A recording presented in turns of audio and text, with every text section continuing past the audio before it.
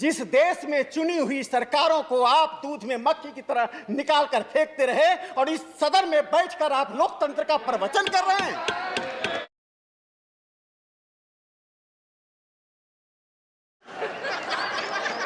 माननीय राकेश सिन्हा जी, सिर्फ सभापति महोदय, माननीय राकेश जी सिर्फ 10 मिनट, सिर्फ 10 मिनट। सभापति महोदय, आज मैं विपक्ष को सुन रहा था और सुनते समय मुझे लगा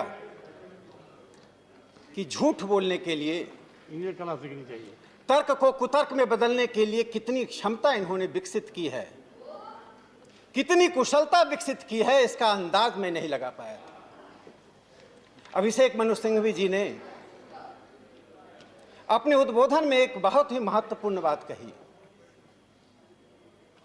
कि भारत का संघवाद 70 साल के अनुभवों के बाद परिवर्तित हुआ है। संविधान सभा की बहस की मैं चर्चा नहीं करूंगा, लेकिन मैं जो वास्तविकता में हकीकत में इस देश में हुआ, इस सदन के माध्यम से इस देश को जानना पड़ेगा। उनकी याददाश्त को मैं पुनः जागृत करना चाहता हूं। जवाहरलाल नेहरू जी के शासनकाल में संविधान के जिस प्रावधान को डेड लेटर माना गया था संविधान सभा में, आर्टिकल 356, पंडित जवाहरलाल नेहरू के शासनकाल में 8 बार राष्ट्रपति शासन लागू हुआ।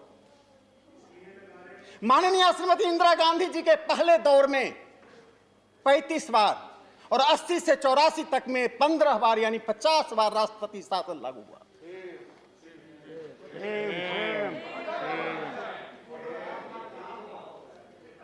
नरसिम्हा राव जी के शासनकाल में और मनमोहन सिंह जी के शासनकाल में 12 और 11 बार राष्ट्रपति शासन लागू हुआ। राजीव गांधी जी के शासनकाल में 6 बार राष्ट्रपति शासन लागू हुआ। अपवाद में सिर्फ लाल बहादुर शास्त्री हैं जिनके शासनकाल में सिर्फ 1 बार राष्ट्रपति शासन लागू हुआ। जिस देश में चुनी हुई सरकारों को आप दूध में मक्खी की तरह निकाल कर फेंकते रहे और इस सदन में बैठकर आप लोकतंत्र का प्रवचन कर रहे हैं। मैं उस मुद्दे पर नहीं बोलना चाहता हूं अधिक। मैं दूसरा प्रश्न उठाना चाहता हूं। क्या था? कृपया बैठकर। सभापति महोदय, जब मान्यता गलत हो जाती है किसी सिद्धांत की, wrong assumptions lead to the wrong conclusion.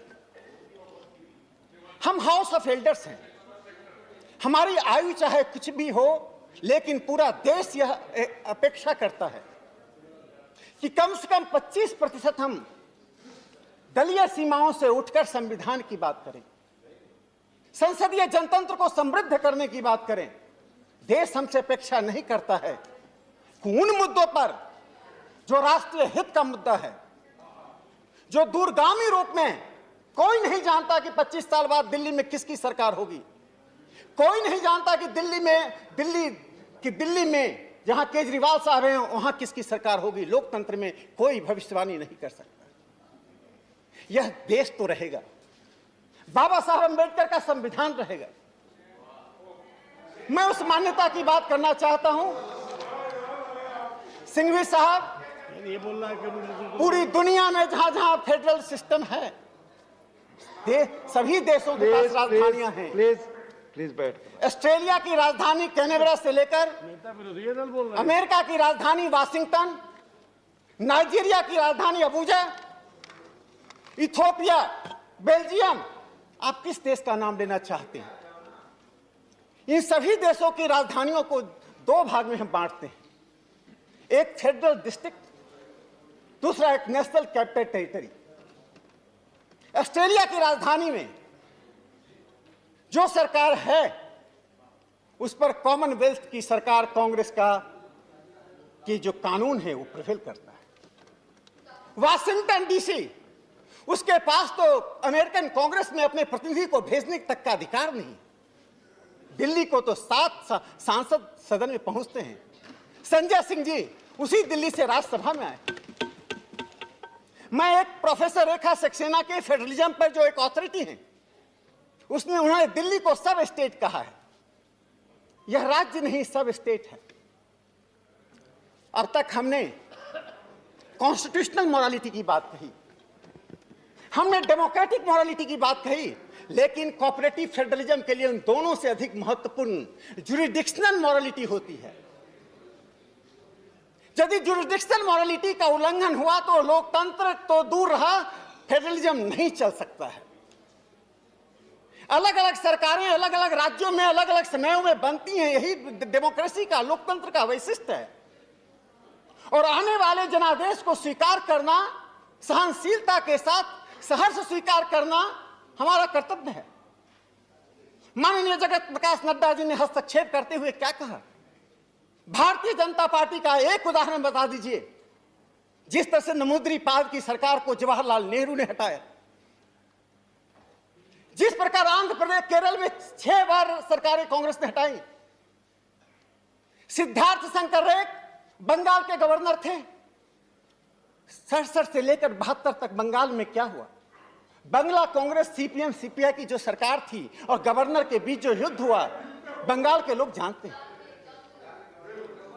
सभापति महोदय, कभी कभी तथ्य ही आलोचनाएं बन जाती हैं, लेकिन मैं उससे आगे बढ़कर मुझे लगता है यदि कांग्रेस पार्टी आज निहित स्वार्थ में सिर्फ विपक्ष की एकता के नाम पर इस प्रकार का व्यवहार कर रही है, तो आने वाला इतिहास उनके पुराने विरासत के लिए तो दोषी ठहराएगा, वर्तमान के लिए भी दोषी ठहराएगा। इन 3 पंक्तियों के साथ मैं अपनी बात समाप्त करता हूं। कुपथ जो पथ दौड़ाते पथ निर्देशक हुए हैं, लाज ले आती जिनकी कृति से धृति उपदेशक हुए हैं। मूर्त दम गढ़ने वाले शील विनय परिभाषा, मरण रक्त मुख से देते जन को जीवन की आशा। दिल्ली की दंगा का इंजीनियरिंग करने वाले लोग आज हमें पंथ निरपेक्षता, लोकतंत्र और संघवाद का उपदेश देते हैं, तो मुझे हंसी आती है। कृपया ऐसा ना करें, इतिहास आपको माफ नहीं करेगा। धन्यवाद। धन्यवाद। माननीय मंत्री जी का जवाब।